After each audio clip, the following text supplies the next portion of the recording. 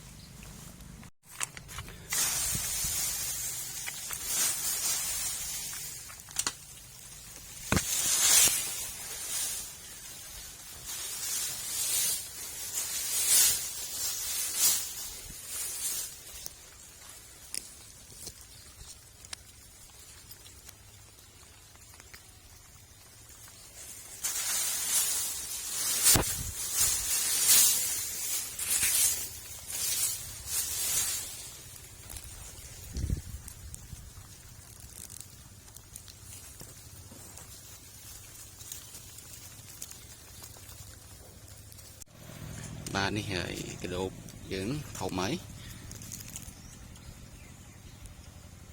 ទីធំប៉ុណ្ណឹងហើយចូលមកជា20ថ្ងៃជាងហើយកដោបនេះ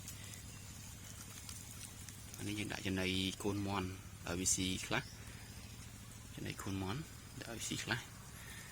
នេះចេកមានលឹកចេកមានស្មៅយកដាក់ឲ្យស៊ីអស់ហើយនេះវាឃ្លានវាហើយឥឡូវយើងដាក់ចំណីវាបន្ថែមទៀតឲ្យស៊ីស្បោខ្លាំងម្ដង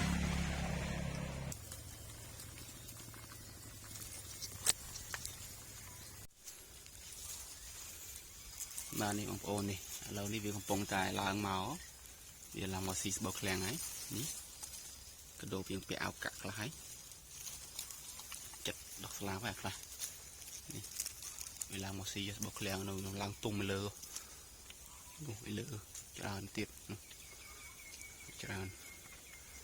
នោះទុំលើឥឡូវយើងមកមើលត្រង់កដាលម្ដងកដាត្រង់កដាច្រើនជាងគេត្រង់កដាមើលត្រង់កដាម្ដងនេះត្រង់កដានេះ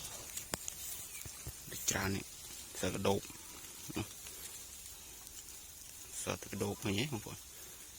ដោបច្រើននេះ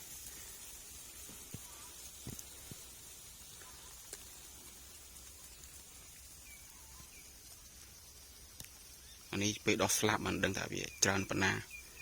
ឥឡូវវានៅមិនតន់ធំទេនៅតូចនៅពាក់អោកាក់